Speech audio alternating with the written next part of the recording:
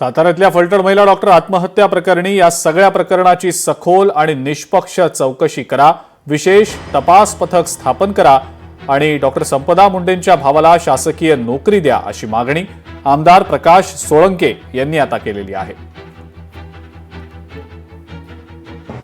ही doctor महिला माझ्या मतदारसंघातली आहे. कोटरबन म्हणून तिचं गाव आहे. तिचे आई वडील सर्वसामान्य शेतकरी कुटुंबातले आहेत आणि अतिशय कष्टाने त्यांनी या मुलीला शिकवलेलं आहे. मला आजच गावातून आमच्या कार्यकर्त्यांचा फोन आला होता की त्यांच्या कुटुंबियाला तुम्ही भेट द्या, पण सध्या ते कुटुंबीय फलटणमध्ये आहेत किंवा कुठं आहेत. ते गावाकडे परत आज आल्यानंतर मी त्यांची वैयक्तिकरित्या आमदार या नात्यानं भेट घेऊन त्या कुटुंबाशी चर्चा करणार आहे, त्यांचं म्हणणं ऐकून घेणार आहे आणि त्यांच्या इच्छेप्रमाणे पुढील आमदार म्हणून मी काय कारवाई करायचं ते मी ठरवणार आहे.